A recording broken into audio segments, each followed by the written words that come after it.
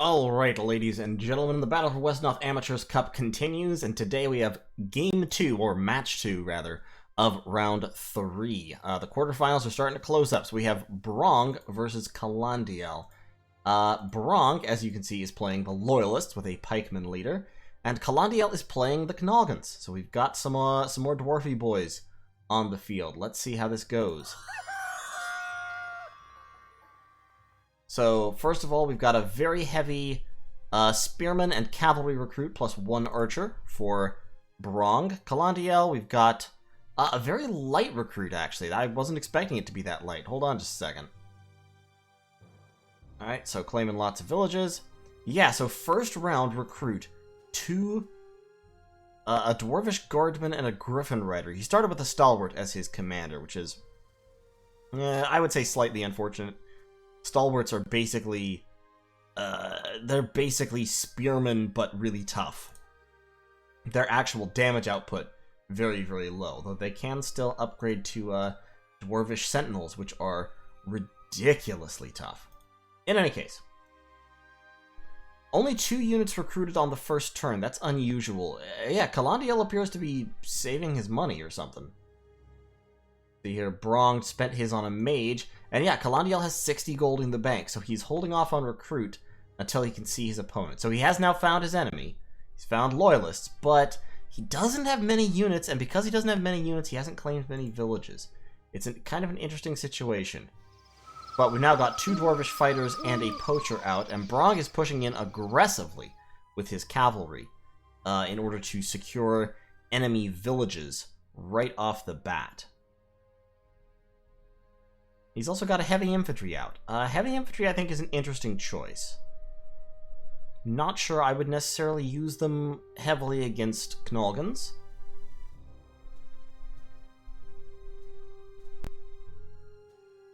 And lots of cavalry. Brongue, I've noticed, seems to like using a lot of cavalry. He uses cavalry very heavily as the loyalists.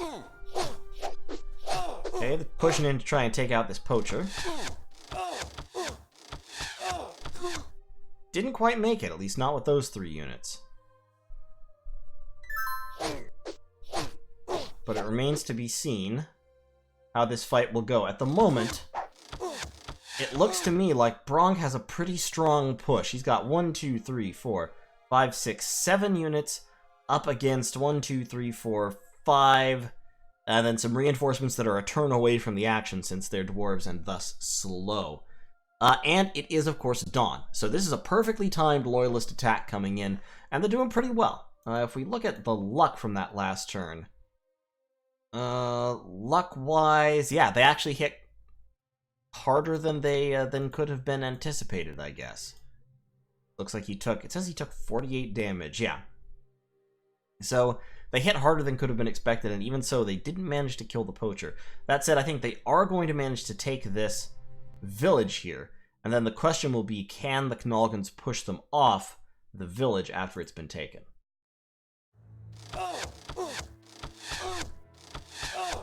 Ooh, that bowman though.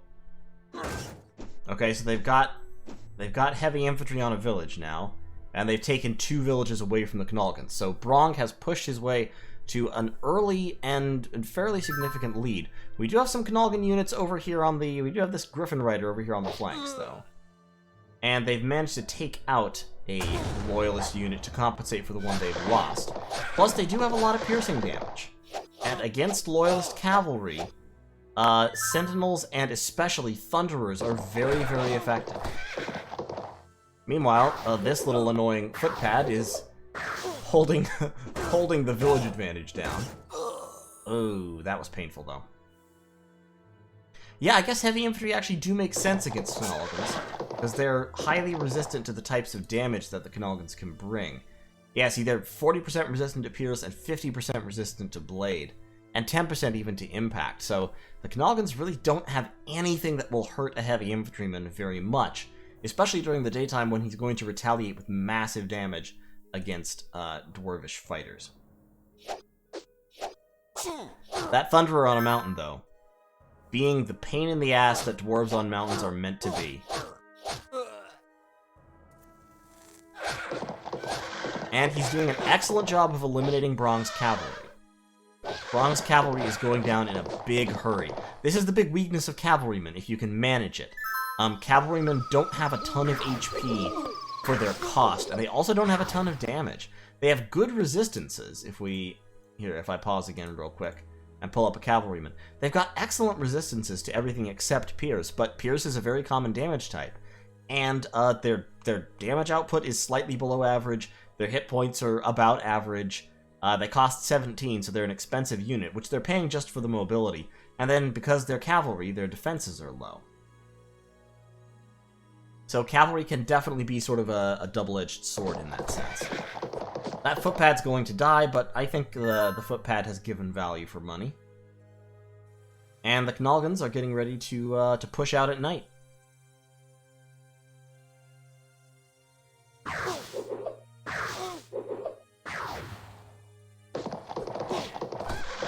And that 70% defense over there is paying off some.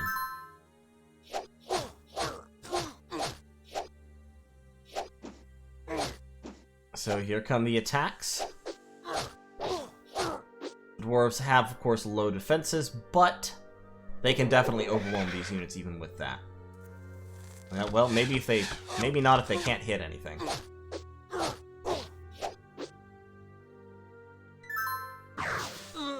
Okay, footpad finally dealt with. The cavalry is moving south to help, but taking a lot of damage trying to fight dwarves at night. A lot of damage. Oh, okay, they managed to get another kill with the heavy infantry. That puts the Knolgans in a very interesting position, because they have to kill that heavy infantryman in 3 engagements in order to keep him from leveling up to a shock trooper. And of course, a shock trooper will be a nightmare, because shock troopers hit like trucks, and they have a ton of help. Plus, they still have all those pesky resistances. They're not going to get up to an Iron Mauler, but an Iron Mauler would be hilarious. That said, this is definitely kind of a tricky situation for the Knolgans.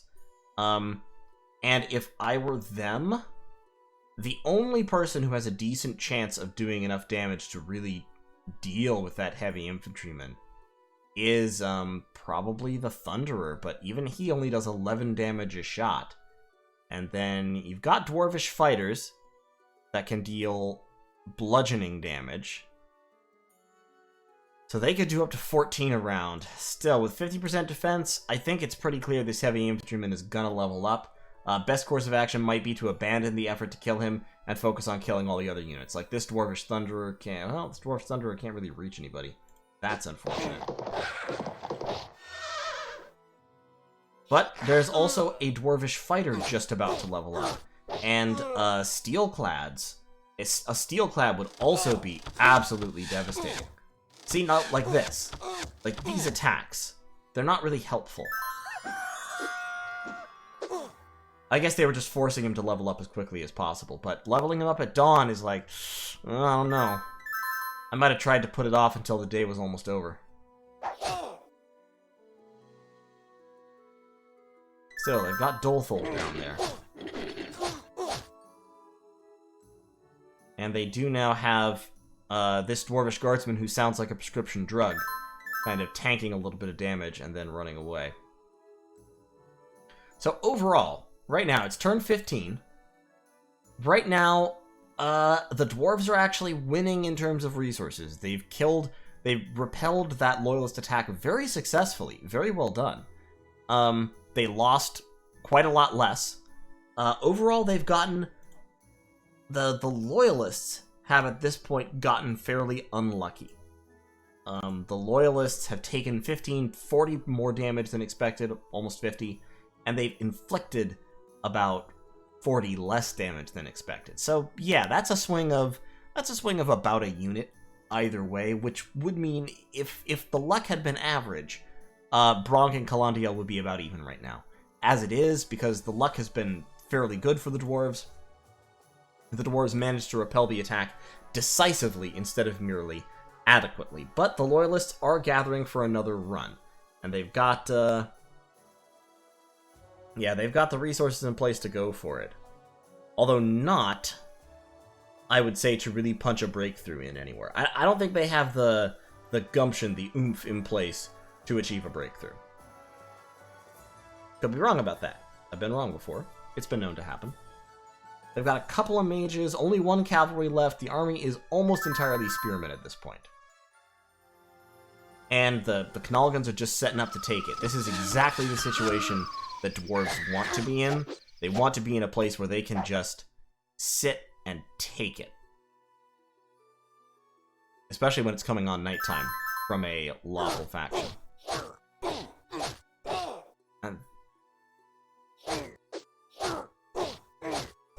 And, yep, there we go. That's a spearman gone and a griffin rider within 1 kill of leveling. And this guy's just going to sit here and not die to prevent anyone from killing off the griffin rider before it gets a level. So we've only had 1 level so far, but we've got 2 guys on the Knolgan side who are really close. And this griffin rider might level... Nope. Nope. Kill stolen. Alas.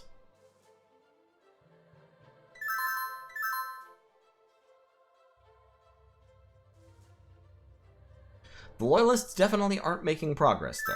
I mean, they're doing their best, and Brongue is using his pikeman leader to effectively zone out this Griffin Rider. But... I don't know.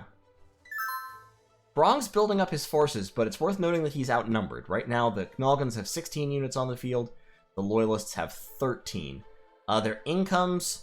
of course, Knolgan income is now slightly lower because they're paying more upkeep. But village, same. Village is the same on both sides. 1, 2, 3, 4, 5, 6, 7 loyalist units in this area, facing off against 1, 2, 3, 4, 5, 6, 7, 8, 9, 10 dwarvish units.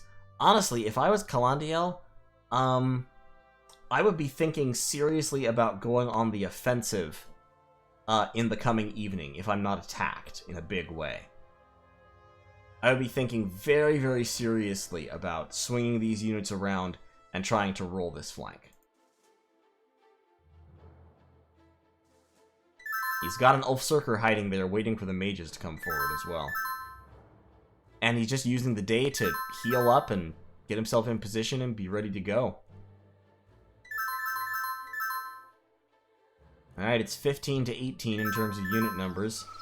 Coming on evening.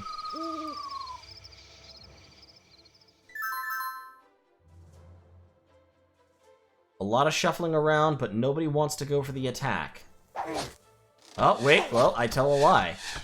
The Knolgans are going for the attack, although they're attacking this way instead of swinging around the flank.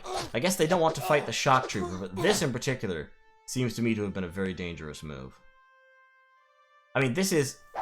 The problem that I'm seeing is this is a very restricted front. They can only fight with 2 units against effectively 2 units here. That gives up what the Knolgan advantage right now is. The Knolgan advantage right now is they have numbers.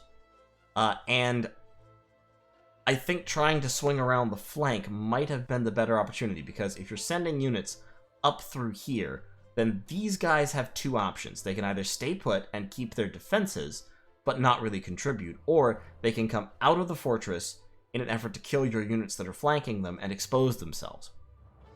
Plus, if you can get units around the flank, then you can get a couple of villages and really make a fight of it up here. I think this attack was ill-conceived. It could have worked, especially if both of these guys had hit in a solid way. They might have been able to actually take out a spearman in one volley and open a spot for a dwarvish guardsman or a dwarvish fighter to claim a hill and then move up onto the mountain, which could have been a decisive advantage. But that seems to me like it relies on a lot of luck, and they just did not have the luck with them. So instead, they're just pushing in through brute force and taking the damage.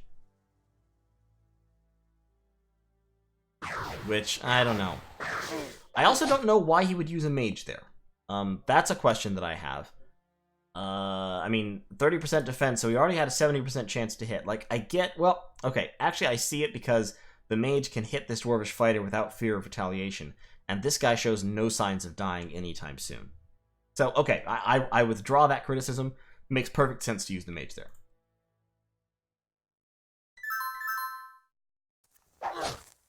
Still doesn't make any sense to me that we've got the Ulfsirker The Ulfsirker comes out, and now the mage is gonna die. Although that Ulfsirker cannot hit.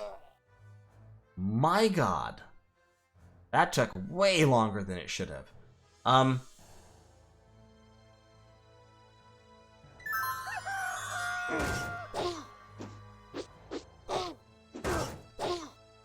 Heavy infantry are also an excellent Ulfsirker counter, it must be noted, since they're so highly resistant to their attacks.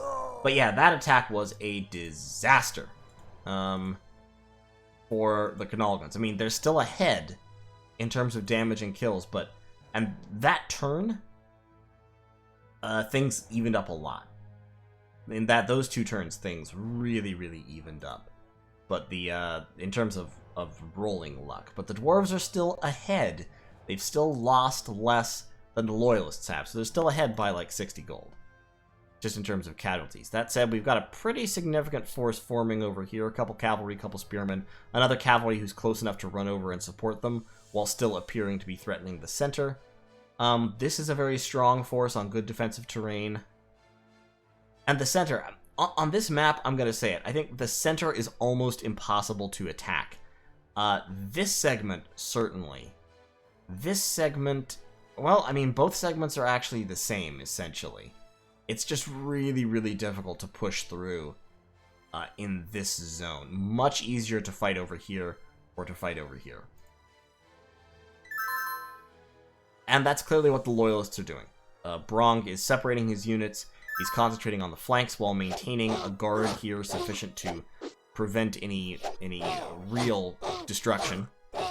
And now he's launching his attack on the flanks, trying to snipe out enemy units. That said, this dwarvish fighter is really, really earning his spurs. He's done a lot of damage and not died. Not quite died, despite having only 40% defense. So he did easily enough retaliatory damage to compensate for the losses there.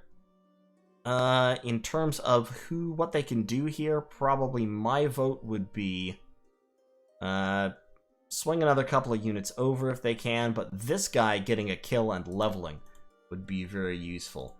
Griffin Masters are significantly better than Griffin Riders just in terms of sheer tankiness. They have a lot more hit points. They actually gain a lot of hit points from that level. That's an unusual quantity of hit points. And then their attack also gets about 20% better. So yeah, he's going to try to cut this guy down and get the kill. Oh, bad luck. No kill. Oh, that sucks, because that Griffin Rider might well die this turn. If the Loyalists concentrate on it. Well, maybe the Loyalists aren't going to concentrate on it. Nope, they're concentrating on taking villages. Which, fair.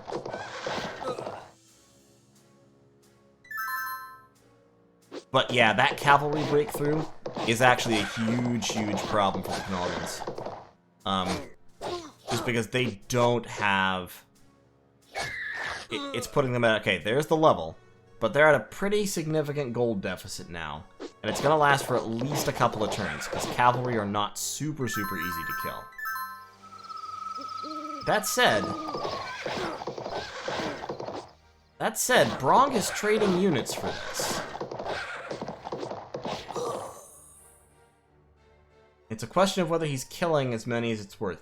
He has evened stuff up in terms of kills, but cavalry are expensive units. He's about to lose 3, because he didn't quite get the level on this cavalry, and that cavalry is going to die, probably. The odds of it surviving are very, very low. So, overall, I don't know if that sally is actually worth it if Calandiel keeps his cool and manages to eliminate all 3 of these cavalry, plus hopefully that spearman. Oh, but Brongue is committing.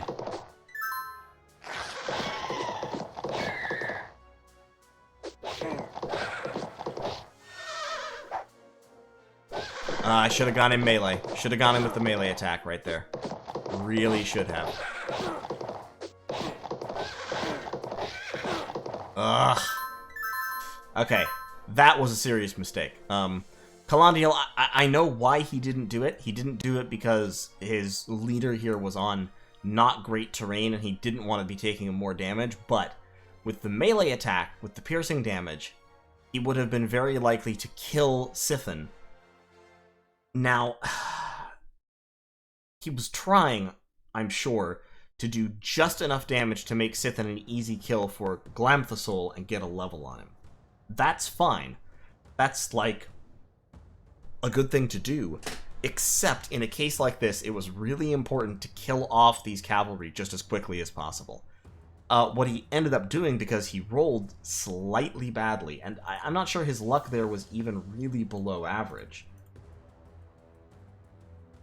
It was a little bit. His luck in that engagement was sort of bad, because you can see, because this number has... the Loyalists' taken damage number is now more negative than it was. So, yes, he was slightly unlucky in that engagement, but in that situation, I think I would have just killed this guy off and left myself with only 2 cavalry to have to still deal with. Yeah, and there, he lost the level, and that guy leveled up to a Dragoon, so now he's in serious trouble. Now, all of a sudden, this is no longer a matter of a random cavalry raid. This is a big deal. That Dragoon might go down, but it's going to get a lot of damage in. Okay, so the Dragoon's down. Excellent.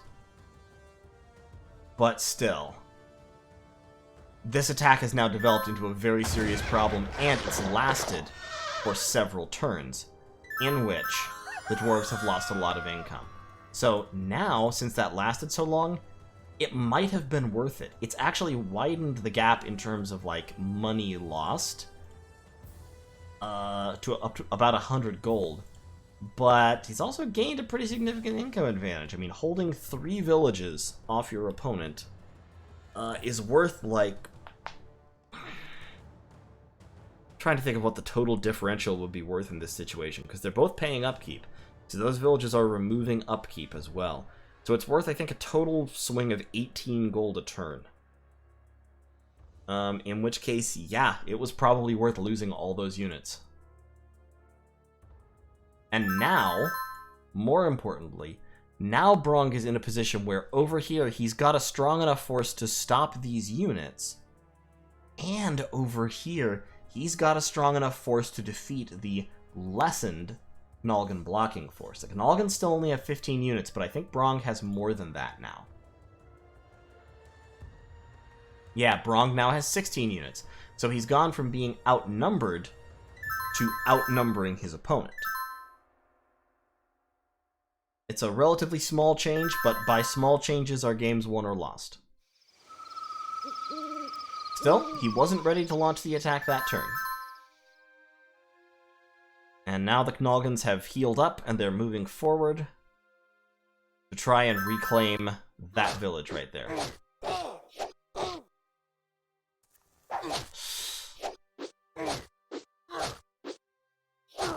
This game is a decent example of why it is that some players really don't like Thunderers.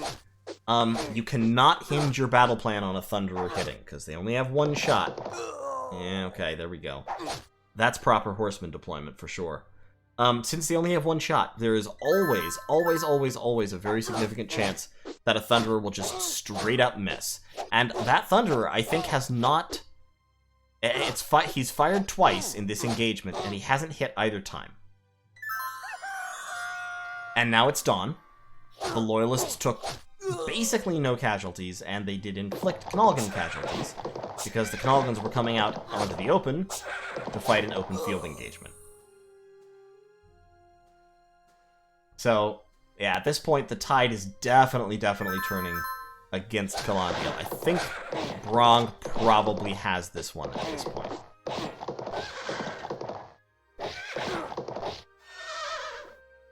He has gotten a Steelclad, though, and Dwarvish Steelclads are extremely tough and dangerous. He's also got another guy about to level over on the side, so we could still see this turned around. Albeit, I'm hesitant to say that because Brongue is economically dominant now. And he's picking off units at a pretty good clip. Not the units list. Yeah, he's got the kills to losses ratio almost evened out, which it never has been before. Still, like I said, these two units over here are really giving him hell.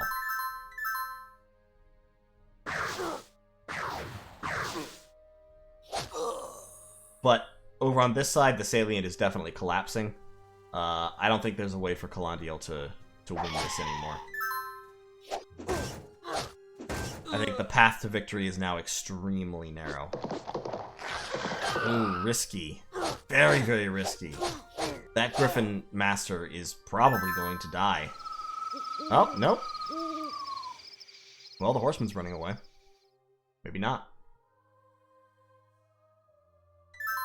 But yeah, it's 20 units to 12.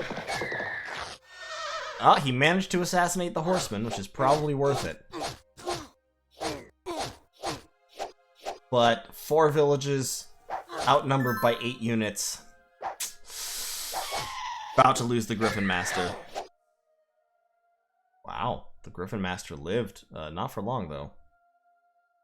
Not for long. And, of course, his leader is out here.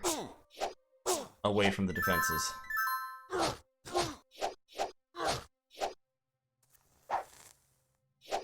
I do have to say, Calandiel has had really bad luck in specifically one way in this game so far. His Thunderers have been terrible. I think I've seen the Thunderers hit twice, both during this fight against the cavalry. And he's fired like 6 or 7 times. I mean, I like Thunderers, but they have to be. You can only ever really use Thunderers against an opponent on bad terrain, which means basically they're a mechanic that you use either when you're playing a successful defensive game, when you're forcing your opponent to attack you on terrain like hills and mountains, or when your opponent has fucked up, you use them as a punishment mechanism. And I think the only time that Calandiel got to deploy a Thunderer in that situation was down here when he was firing at cavalry in the open or in villages where they don't get a defense bonus. So that was a long game. 41 turns. Calandiel has surrendered after his Griffin Master was killed, and this guy leveled up to a swordsman. But very, very well played to both sides. If I had to pick a time when the game turned, I think there were 2 critical points. The first was when Calandiel launched his abortive attack here, again in the center, and lost and had to retreat. That was minor at the time, but I think it betrayed a focus on the center pocket that wasn't. I don't know. I think that sort of represented the shifting of the momentum, if that makes sense. I mean, after driving back that attack, the dwarves never really counterattacked. And then on this side, of course, that cavalry raid, and specifically the over-focus on leveling above removing the enemy unit at that time, really had a consequence. I mean, it let Brongue level a unit that he really should not have been able to level, get a free heal, necessitate a lot more effort being spent to kill that guy again, when he'd already been pretty much killed. And it cost Calandiel a couple of units. If he could have shut that raid down a turn earlier, or 2 turns earlier maybe, probably just 1 turn earlier, and pushed up to resecure this village, I think he might have still been in a tenable position, but as it was, he was just held back too far, too hard, and couldn't really make a comeback from that. So, excellent first game for both sides. Statistically, almost exactly statistically normal by the end, but I would say that Calandiel's luck was... Calandiel had some luck issues at some critical points, but as I've said many times, bad luck in Wesnoth is mitigatable. And managing your exposure to bad luck is a crucial part of the strategy of the game. And one big reason why Brongue won was that he never really put himself in a situation where having terrible luck... where having terrible luck would have cost him the game. If you know what I mean? Like, there was never a time when you know, just rolling fucking snake eyes for a turn would have broken him. Even that cavalry raid, it was a big attempt, but even if it had been completely destroyed and Calandiel had pushed up, I think at that point that would merely have evened the scales again. Brongue had the initiative, he was pushing in, he was making a play. If the play had been defeated, he still had room to fall back, reconcentrate, and recommit in some other way. So, worth noting, I think, that in Wesnoth, yeah, bad luck happens. It happens in streaks to everybody. RNG is messy and unpredictable, obviously. Otherwise, it wouldn't be the R in RNG. But managing it is the key factor in Wesnoth. So, anyway, let's load up Game 2. And in Game 2, we see that Brongue has run out of random. He has once again randomed Loyalists, and Calandiel is playing the Undead. This is one of the most high damage matchups in Wesnoth. We've got a lawful faction with access to fire and bludgeoning damage versus a chaotic faction with access to just high damage in general, plus of course the Dark Adepts, who do a ton of damage versus, if I recall correctly, human units actually do have a little bit of resistance to arcane, but none to cold. So yeah, they take quite a bit of damage from Dark Adepts. So definitely a high damage, high impact matchup. Calandiel's going with his usual Spearmen and Cavalry, and Calandiel's gotten, looks like, one Dark Adept, a Skeleton, a Ghost. Wasn't sure what that second unit was. A Spearman and a Heavy Infantry. He does like to have one Heavy Infantry thrown in there. So yeah, two Ghosts, a Skeleton, and a Dark Adept. Skeleton Archer coming out.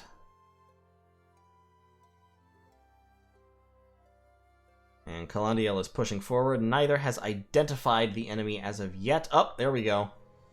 Our Dark Adept has taken a forward position, and we've got a Ghoul coming out. Ghouls are excellent because they can, you know, poison enemy units. Against Loyalists, they work really well. And they're also meaty, so they work really well at holding villages.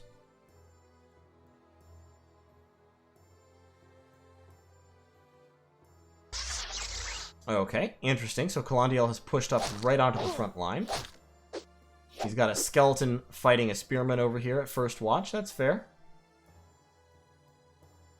We've got a couple of Heavy Infantry, which Skeletons hate. Heavy Infantry are the Skelebane.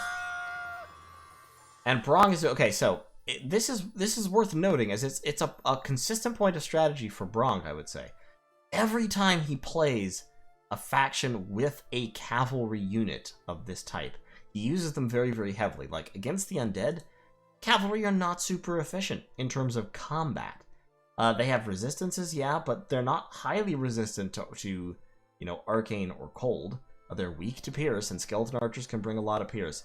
And their attacks do blade damage, and skeletons in particular are highly, highly resistant to blade attacks to the tune of 40%. But they're just fast. They're fast, and unlike most cavalry, Loyalist cavalrymen actually do have these good resistances. So they're tough. And that's a combination of factors that I think Brongue really, really likes. So he uses his cavalry very heavily. He uses his cavalry very aggressively. He uses them to go after enemy villages at pretty much any opportunity. And in this case, what he's done is he's placed this cavalryman down here in such a way that in order to stop it, Calandiel is going to need to commit both of these units. And by committing both of these units, he's going to open up his whole flank to more units. Now, of course, the flank is already kind of open because Calandiel has not had enough units to form a battle line. He's not locked this area up. So it'll be interesting to see what happens there.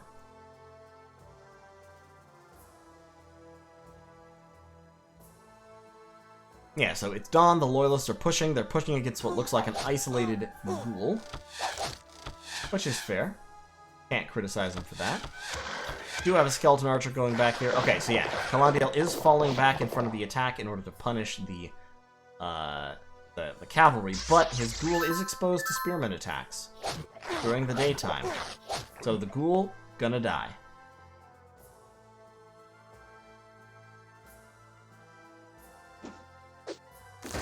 And Brongue has now established a pretty significant village lead. Once again, he's at 10 out of 14. Which means, of course, that the undead are at 4 out of 14.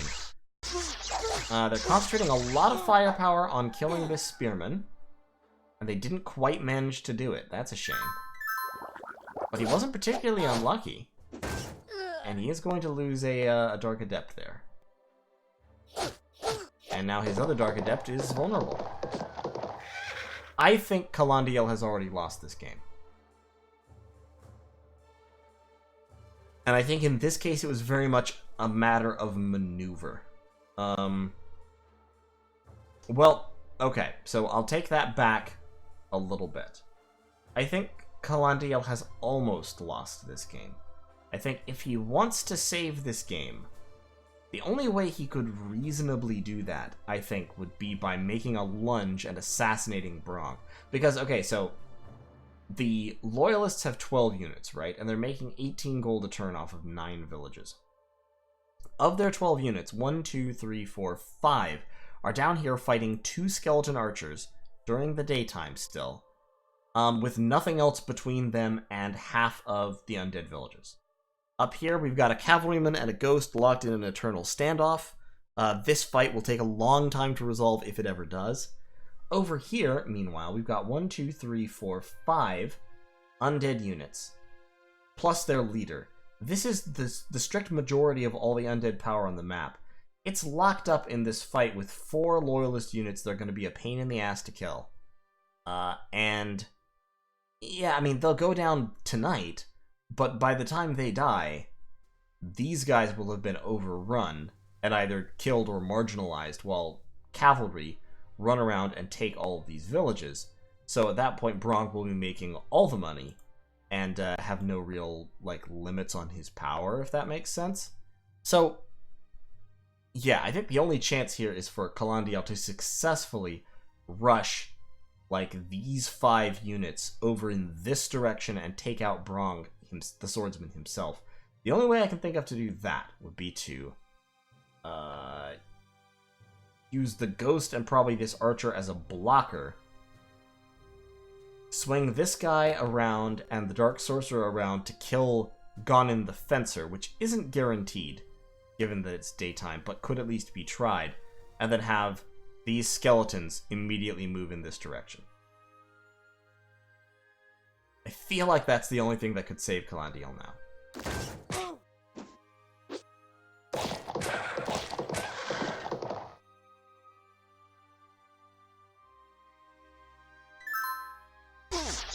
Yeah,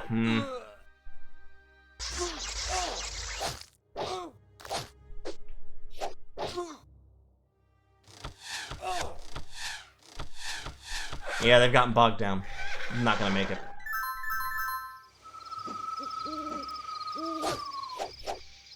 Ooh, lucky though. Well, at least it took all 3 units. Gotten bogged down, and Brongue can just keep recruiting. Yep. Calandiel is out. Aw, Calandiel was sick when he was playing this. I'm sorry. In any case, that is the end of the match then. That was a very, very short game. 10 turns. And like I said, I think what happened there was just a matter of maneuver.